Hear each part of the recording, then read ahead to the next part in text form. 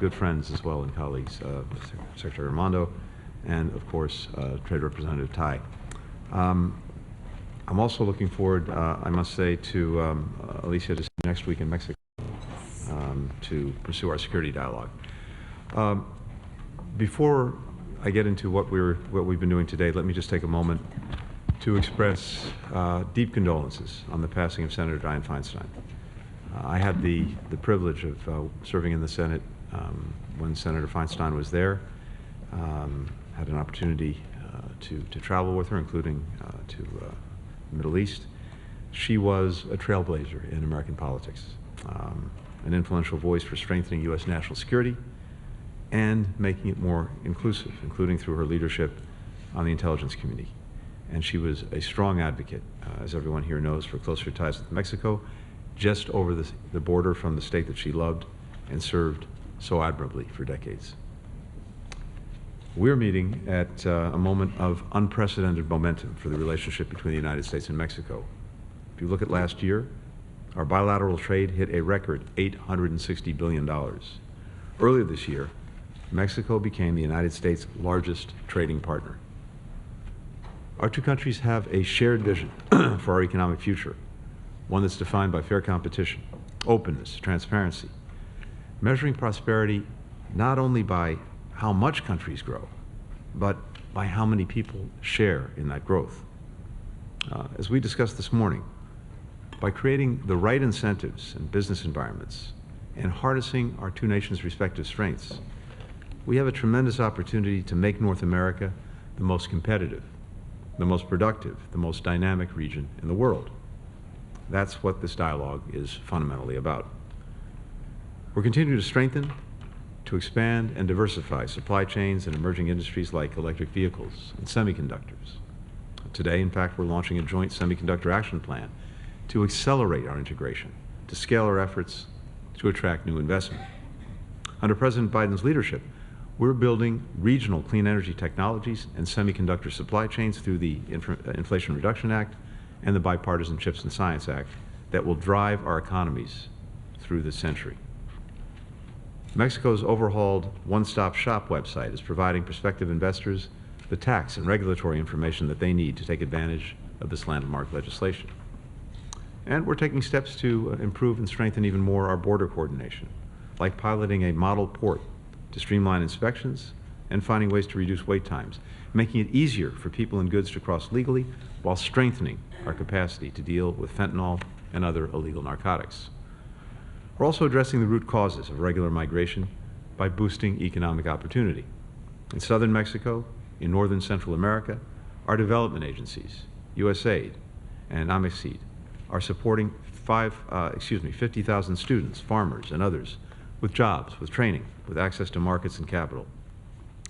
When people can make a living, when they have confidence in their economic security, when they can put food on the table for their kids, when they can build a future at home, that's exactly what they'll choose to do. And they're less likely to undertake the very dangerous and hazardous journey north. We're collaborating to ensure that workers on both sides of the border are prepared to succeed in the industries of the future. That includes partnerships like the one between Arizona State University and the National Technological Institute of Mexico, offering Mexican students an 8-week English for the semiconductor industry course. This work on workforce development, on skills, is essential to our economic partnership and, again, to strengthening our joint competitiveness. When then Vice President Biden launched this dialogue a decade ago, he said that the relationship between our countries and people, and I quote, was grounded in a common border, a common culture, common values, common dreams, common potential. That's why we launched this dialogue in 2021, or really relaunched it. And by further deepening our economic integration, I'm confident that we'll continue to realize the extraordinary common potential that President Biden and then Vice President Biden pointed to. With that, Alicia, the floor is yours. Thank you. Buenas tardes. Good afternoon. All right, very good afternoon to you, everyone. Dear members of the press corps, thank you for being with us for this third high-level economic dialogue, Mexico, United States. It's one of the mechanisms created between both countries to become more efficient in our dialogue, and especially to have channels of communication in different areas. Obviously, we have others, of course, the USMCA, and the dialogue that we will have next week on security, migration, synthetic drugs, weapons. This will be held next week in Mexico. I think today, though, we have been able to understand the progress that we have made in strengthening our economic ties and social ties and trade ties, I would say, between both countries. I would truly like to thank you especially, Secretary Blinken, Gina Raimondo, Ambassador Tai. It has been an honor for me because this is my first meeting as Secretary of Foreign Affairs, and I'm in very good company with Secretary Buenrostro, who manages all coordination of this high-level economic dialogue. I'm only going to mention a few issues. Of course, we have become the trading partner of the United States, and that means many things. It means that there are responsibilities, commitments, and I would also say that there is a shared vision to create one of the most powerful areas, economically and socially speaking.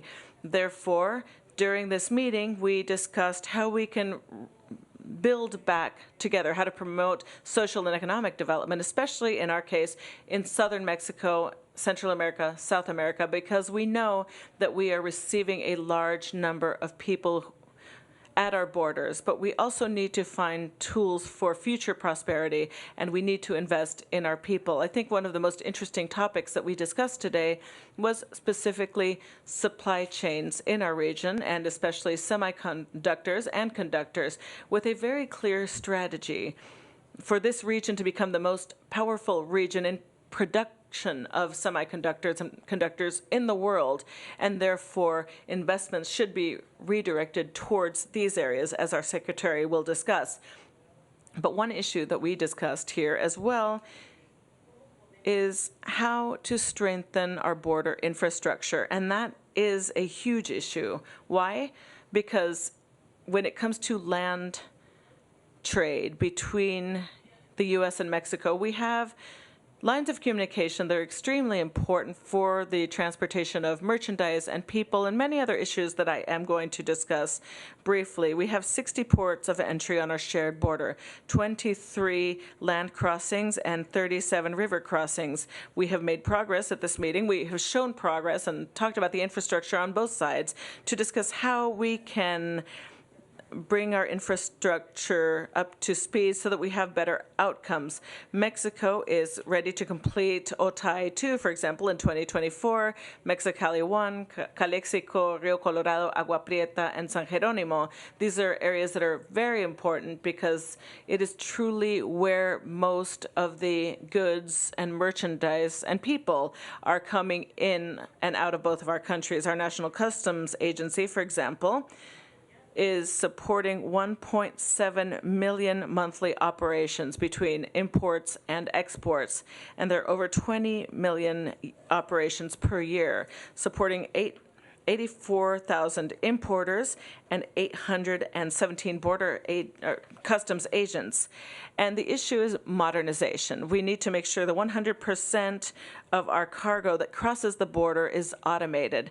And that is where we are working very closely in order to ease crossings, because if we are able to, according to the Atlantic Council, if we shave 10 minutes off border crossing times, that would bring in 3,000 additional jobs on 6 border states, Baja California, Sonora, Chihuahua, Coahuila, Nuevo León, and Tamaulipas. And this would also facilitate the entrance of $25 million of merchandise to the United States. I think that this modernization program on the border is extremely important. And there we are investing in Mexico this year. We have a budget approved of 15 million pesos, $880 million, which will allow to do, among other things, increase our capacity to detect weapons and synthetic drugs. We know that this is, I would say, a very deep-seated issue, and that it is resonating very much in the U.S. community. And I'd like to assure you, Secretary Blinken, and through you, President Biden, that we have instructions from President López Obrador to do everything in our power to control the flow of illegal drugs and the supply chain from the beginning, precursors, entry into Mexico, border crossings. We want to say and reaffirm our decisiveness and commitment so that to controlling synthetic drugs, weapons, which is a very important issue to us as well.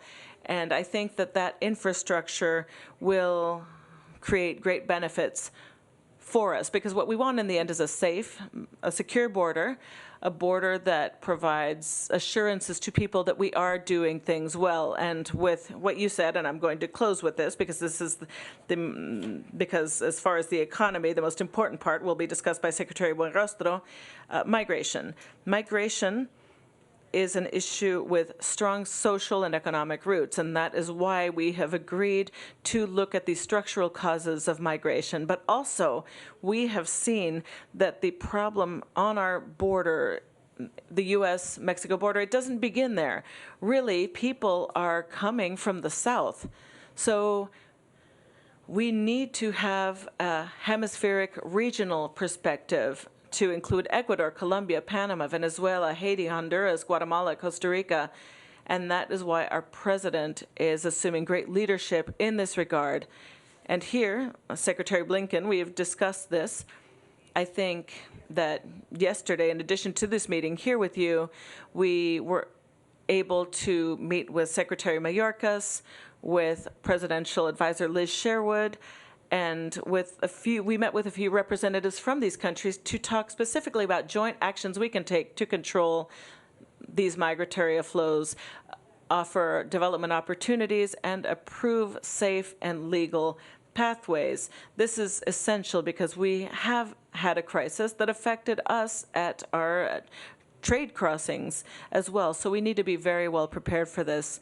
I think that here in Washington, it has been such a pleasure for me to be here because I've been able to meet with representatives from your Senate and House of Representatives to talk about our bilateral relationship and to have a shared vision from the executive, the legislative branches, where we can talk about security, migration, development, trade, weapons trafficking, the trafficking of synthetic drugs, fentanyl, and to tell you that both governments are working very hard to attack root causes. Exceed and USAID are joining together to invest. We're investing in Guatemala, Honduras, El Salvador, $150 million. This is benefiting 54,000 families. This is progress. These 54,000 families will think about it several times before they make the decision to leave. Thank you very much, Secretary Blinken.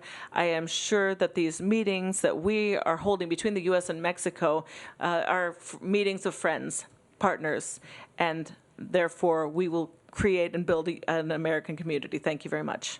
Secretary Buenrostro.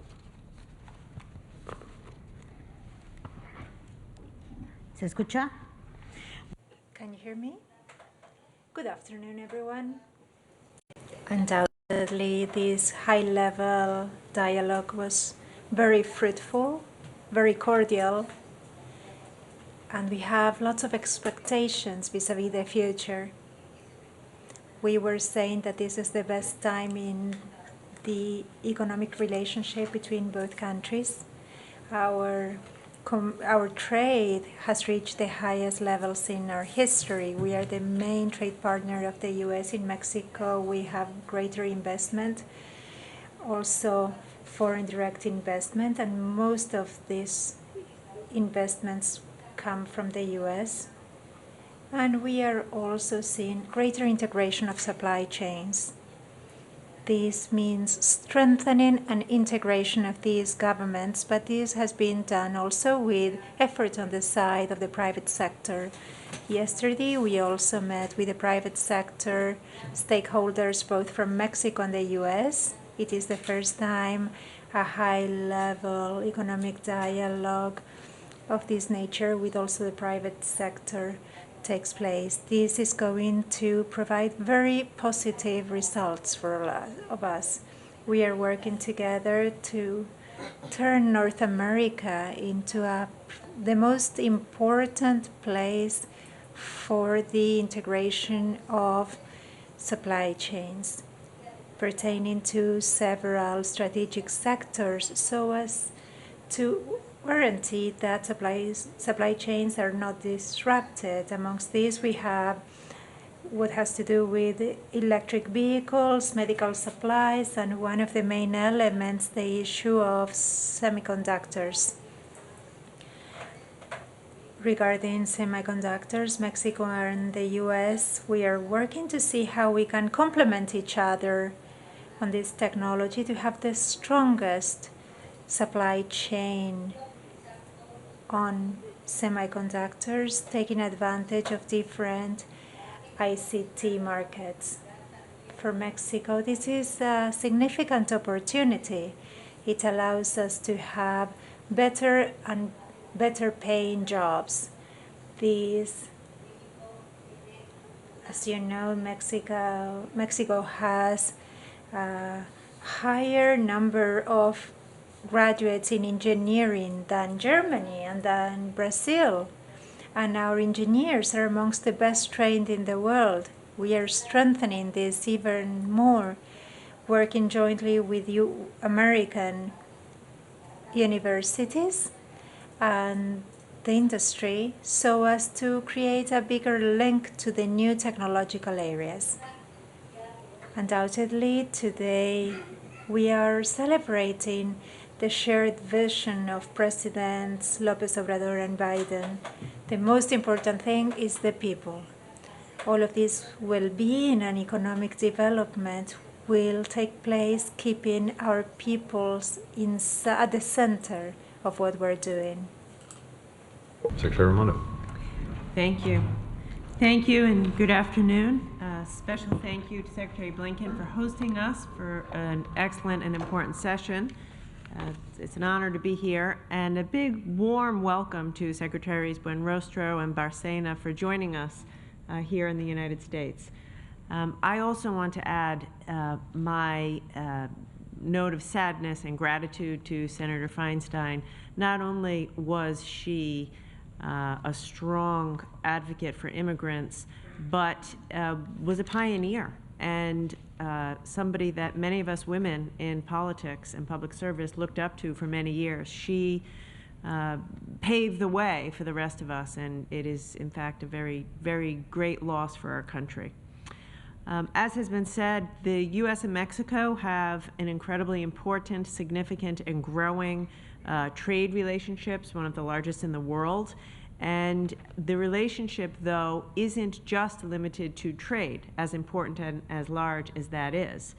The relationship includes strong historical, familial, and cultural ties.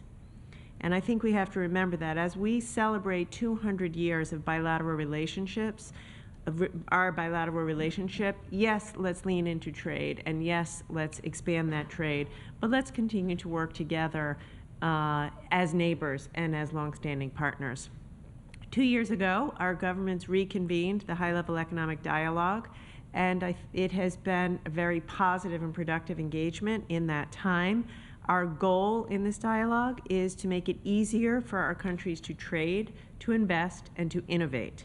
And by building regional prosperity, as has been said, we will help to develop diverse, high-skilled workforces and spur the next wave of economic growth, and do it in a way that is inclusive so that all of the peoples of both of our countries have an opportunity to participate in the economic prosperity which we together will create.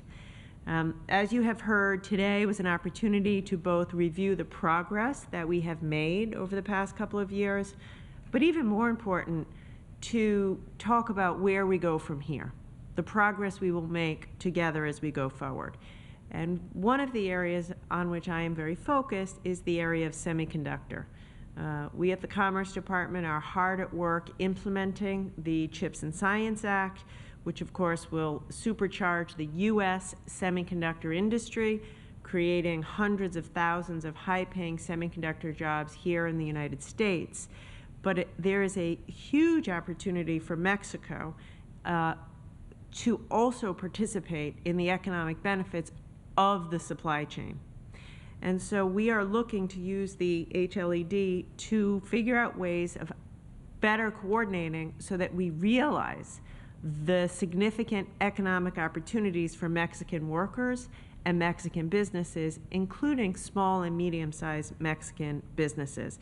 It just creates an opportunity for Mexico to be part of our efforts and incorporated into the efforts of building more resilient supply chains through partnering with our allies and with our neighbor. So in the weeks and months ahead, we will continue our engagement with the private sector, with labor, civil society, academic institutions, all of whom are essential to our success. And I think I can speak for all of us that we have high hopes for the high-level economic dialogue and the role that it will play in achieving this vision. And together we will build a secure and prosperous North America that stands ready to tackle the challenges of the 21st century. So thank you, and thank you for hosting us. Thank you, Gina. Catherine? Thank you. Tony, is this on? Yes. Okay, thank you. I wasn't paying attention. Hello, everyone. Thanks so much for being here with us. As my colleagues noted, our relationship with Mexico is special and important. We share more than just a border. The sheer volume of our bilateral trade in goods and services really does speak for itself. More than $2 billion per day. Mexico is now our top trading partner, and we have an important trade agreement, the U.S.-Mexico-Canada agreement, that has further deepened our ties. I also wanted to take a moment, along with my colleagues, to pay homage to the great Senator Dianne Feinstein, who was an enormous supporter and champion of the U.S.-Mexico-Canada agreement. And I also wanted to note that this has been a hard week for all of us as another great champion of our efforts in renewing our trade ties and bringing a new approach to trade. Tom Conway, the president of the United Steelworkers Union, passed away earlier this week. So it's been a hard week, but a good week to remind ourselves of our champions and to carry on their legacies. Our people have a shared history and culture going back centuries. Last year we celebrated 200 years of bilateral relations, and it is this human connection that distinguishes and reinforces our relationship. And this is why President Biden relaunched this dialogue in 2021, to work together so that our people enjoy greater prosperity and a greater quality of life. Trade plays such an important role in our pursuit of this vision. Investing in our people and our workers is a top priority for our administration and a key pillar of our worker-centered trade policy. This new approach is especially important as both of our countries continue to navigate an ever-changing global economy marked by a worsening climate crisis, geopolitical tensions that are rising, food insecurity, and growing inequality. And together with Mexico, we are working to mitigate the risk of future supply chain disruptions. For example, we're standing up a mechanism under the USMCA to ensure cooperation during trade flow disruptions that happen during crises and emergencies. And we are leveraging our trade relationship to lift up all workers and to drive a race to the top in North America, in line with our vision under Pillar 4 of this dialogue, investing in our people. Separately, through the USMCA, USTR is working closely with the government of Mexico to ensure that the rights of workers to freedom of association and collective bargaining are being upheld. Just over the past year, we've secured wins for workers at several different facilities in Mexico: new collective bargaining agreements, major salary increases, safer working conditions. This is having a real impact on working people's lives on both sides of the border. Our agreement is working in so many other ways too. We're collaborating on workforce development to equip our people, especially our women, our youth, and underserved communities, to boost their success in a new era. We're working together on important environmental issues, and we're empowering small businesses and entrepreneurs to fully benefit from the USMCA. Just last week, we joined our partners in Mexico City for the second USMCA Small Business Dialogue. At the same time, there is a lot more we know that we must and can do together. I want to close on the importance of stakeholder engagement. The success of our work under the dialogue will depend on who gets a seat at the table, because policies and initiatives should not be carried out in a vacuum or reflect the views of only a select group. So I'm going to conclude my remarks where I started them, with a focus on our people. We must hear directly from them, especially those from historically underserved and underrepresented communities in Mexico and in the United States. Not only must they have a seat at the table, their voices must help shape our work going forward. And I'll quote President Biden from the United Nations earlier this month when he said that we must live up to the promises we have made to ourselves, to each other, and to the most vulnerable, and to all those who will inherit the world we create. I look forward to our continued work with all of my colleagues here and with our stakeholders. Thank you very much. Thank you. The question today goes to James Longman with ABC News. Thank you very much. The State Department has already said, Secretary Blinken, that the shutdown threatens the United States' reputation around the world. My question is, would you accept a deal which did not include aid for Ukraine? And a second question, the United States provides hundreds of millions of dollars in aid to Uganda, and this is a country that has just passed one of the harshest anti-gay laws in the world.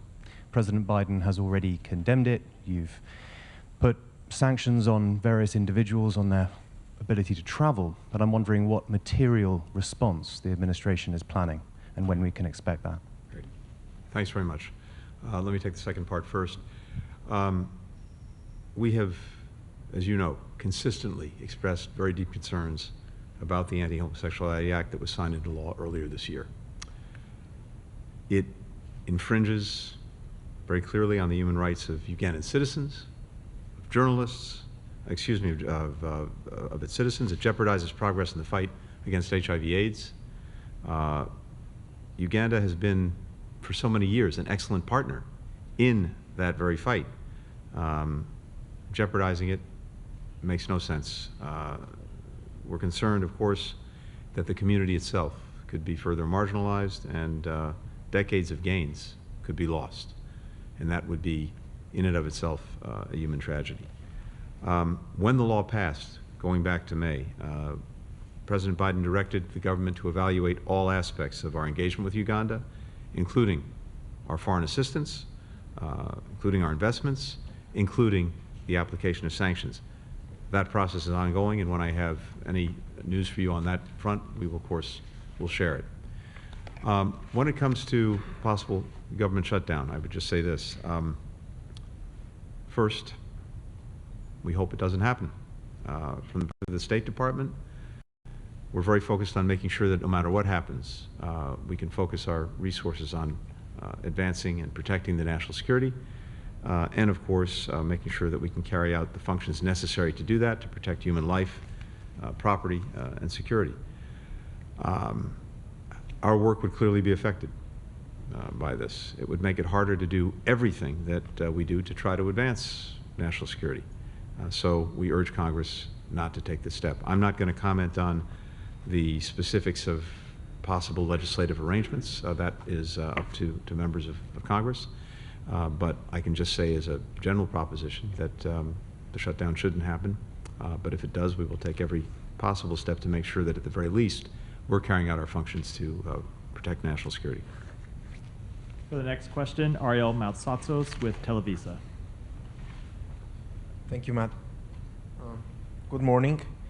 I have a question for Secretary Blinken and also for the Minister Alicia Bárcena. Secretary Blinken, Attorney General Garland said recently that there are diplomatic talks with Mexico regarding the extradition of the other three Chapitos, the brothers of Ovidio Guzman. How are those talks going? Has their extradition been formally requested?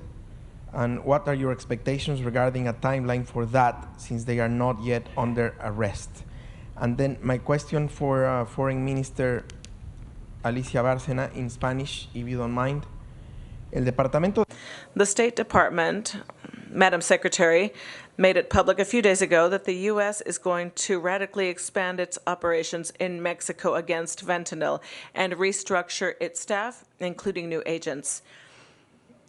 Is this something that the U.S. and Mexico talked about and agreed upon already? And if so, then has adding new agents been approved, and how many? Thank you very much. Question. I'm afraid, though, I'm going to disappoint you because I have to refer you to the Department of Justice when it comes to extradition matters. Sí, bueno. Yes, thank you for your question.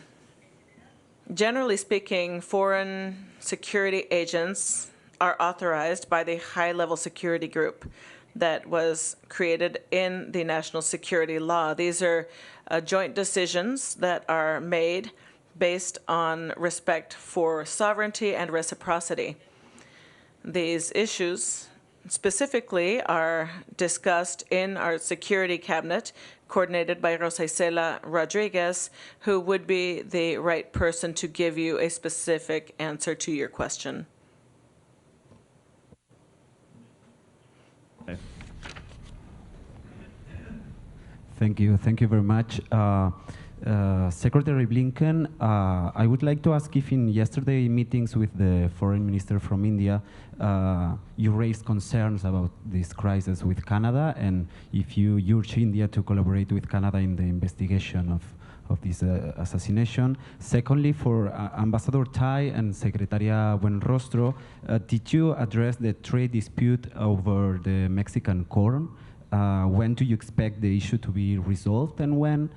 Y finalmente, si me permite. And finally, if the Minister of Foreign Affairs will allow me, we saw yesterday that a few Republicans would like to condition funds to Mexico on the fight against fentanyl. Is this a concern for you? Are you worried that in some way cooperation between both countries might become complicated during the campaign? Thank you. Very much. As I've said before, and other colleagues have said before, we're very concerned about the allegations that have been raised by Canada, by Prime Minister Trudeau. We have been in close contact with Canada about that, and at the same time, we have engaged with the Indian government and urged them to work with Canada on an investigation. The opportunity to do so again in my meeting yesterday with Foreign Minister Shankar.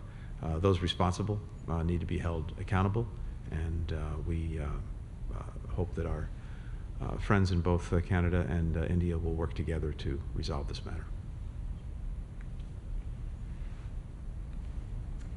Catherine? Yes, on the corn issue, Secretary Buenrostro and I had a bilateral yesterday where we covered many issues.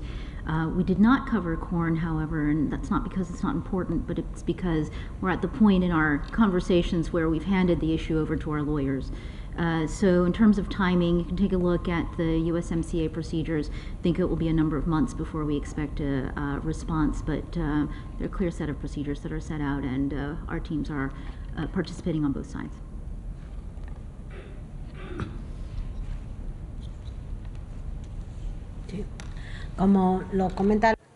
As Secretary Tai was saying, to resolve one of those kinds of disputes, there are mechanisms, terms.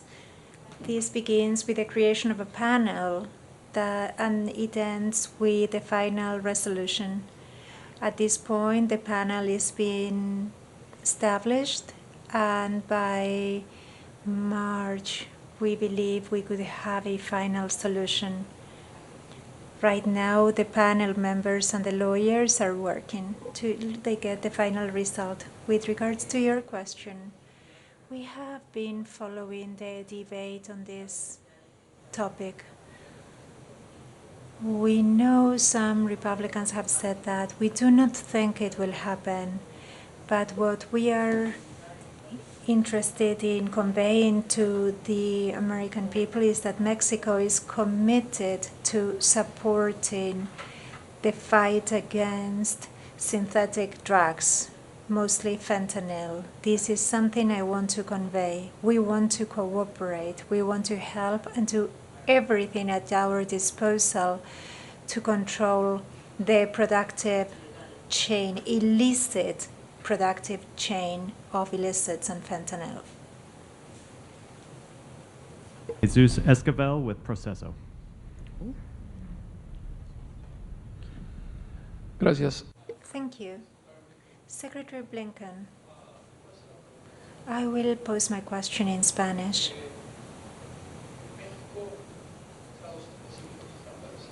Certain Mexican states are suffering great violence minimized by the Mexican government. And I am talking about Chiapas, Zacatecas, Guerrero.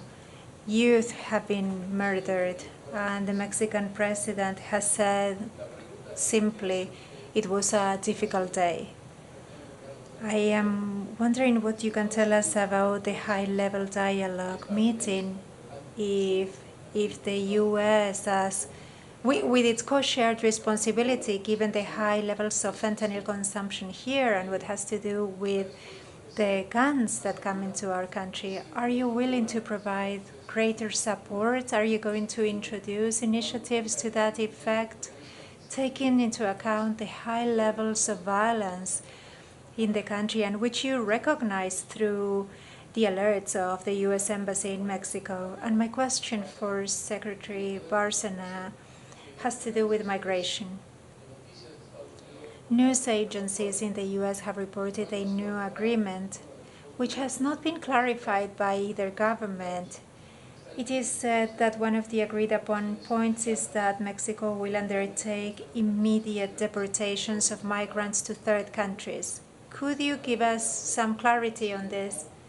Could you say yes or no about whether you will undertake immediate deportations? And then you were talking about USAID's program. President López Obrador has always talked about this as a tool for American intervention.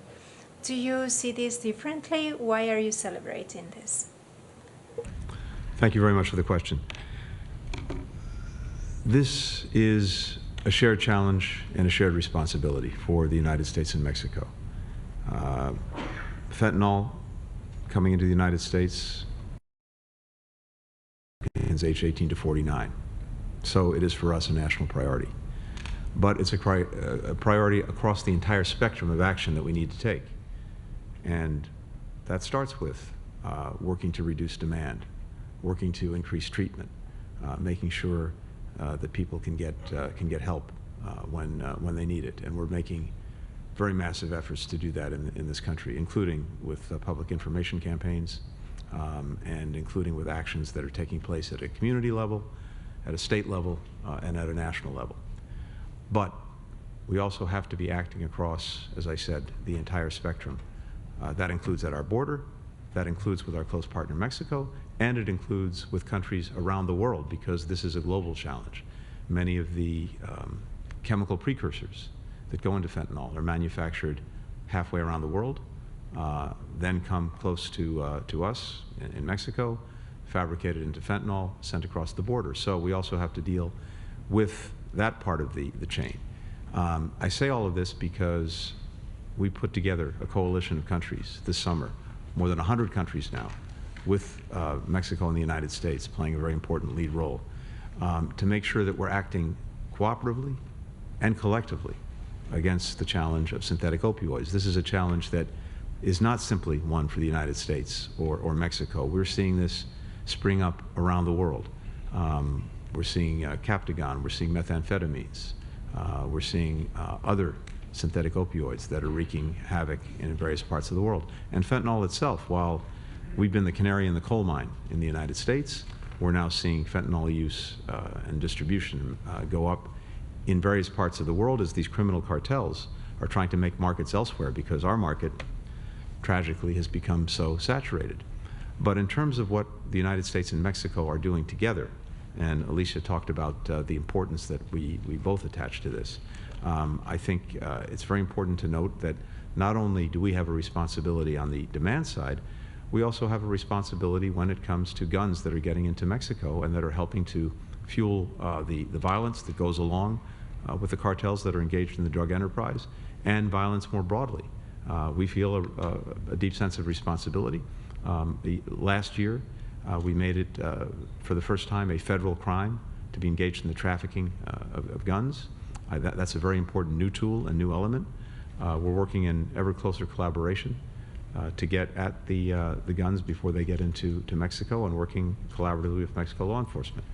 At the same time, we're seeing very important collaboration in Mexico with Mexican authorities on dealing with fentanyl, the fabrication, the labs, et cetera, in Mexico. We have dismantled synthetic drug labs.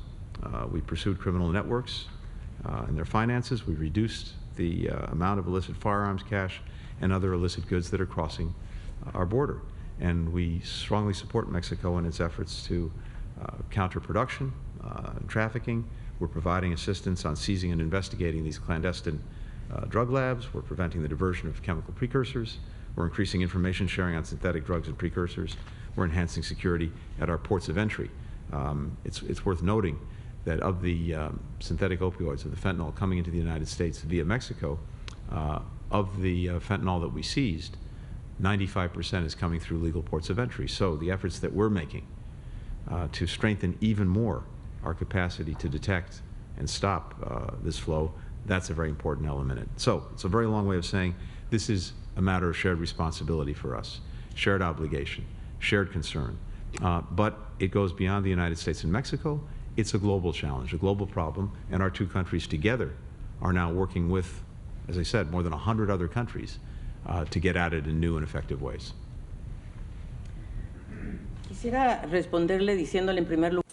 I'd like to respond saying that Mexico does not minimize the issue of violence in the states you mentioned.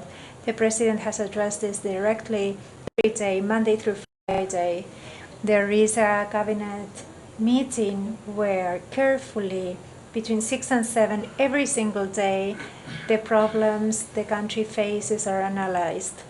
And we analyzed carefully the states you have mentioned, Zacatecas, Guerrero, Chiapas, and of course, we are paying lots of attention. And President López Obrador, together with the Secretary of Defense, the Secretary of Citizen Security, the Secretary of the Navy, and the Intelligence Agency have looked at this issue every single day.